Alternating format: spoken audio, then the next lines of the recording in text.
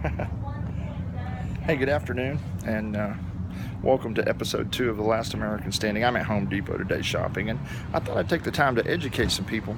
I was talking to people earlier today, and there seems to still be a huge amount of confusion of what a socialist democracy is, or a communist republic is, or what's democracy, what's socialism, what's communism, what's an oligarchy, what's a dictatorship. So, here's what I want you to do.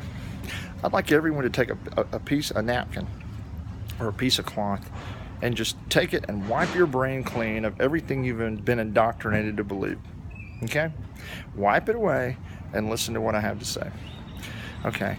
In the scientific realm, we determine how things react, right? And that's how they're classified.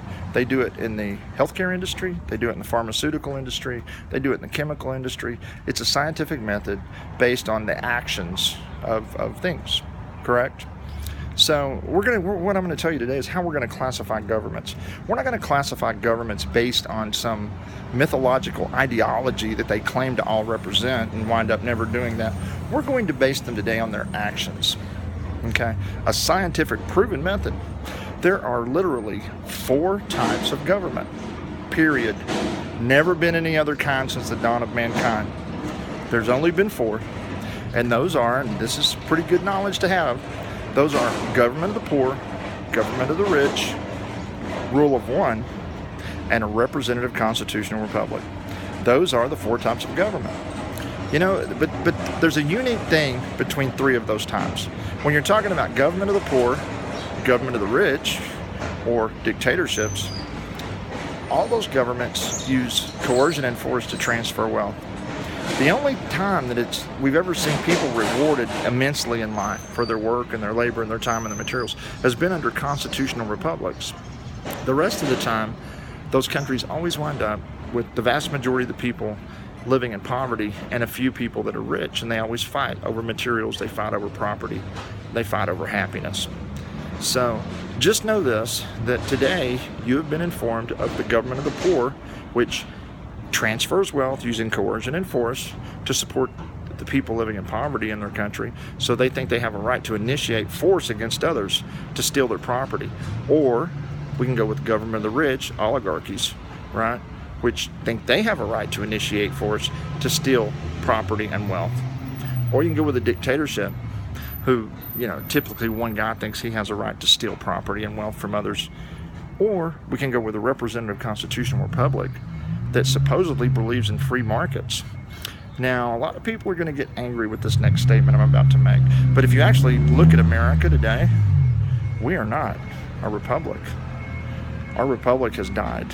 And the reason it's died is because we are a government of the poor and a government of the rich simultaneously. When we have one party, the Democratic Party, get elected, they pass laws to steal property and give to the poor. Now, when the Republicans win, they pass laws to steal property and give to businesses. And who suffers out of all this? Who suffers when you have a democracy or a socialist or communist society, government of the poor, those 3? Who suffers?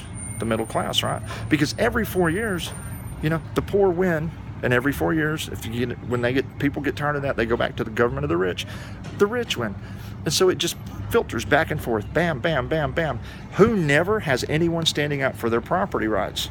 The middle class. So this is why when you look at democratic, socialist, and communist societies, there is no middle class, and you have very few rich, and the majority of the people live in poverty. This is the same reason why when you have an oligarchy, you have quite a few rich people, very few rich people, and everybody else lives in poverty.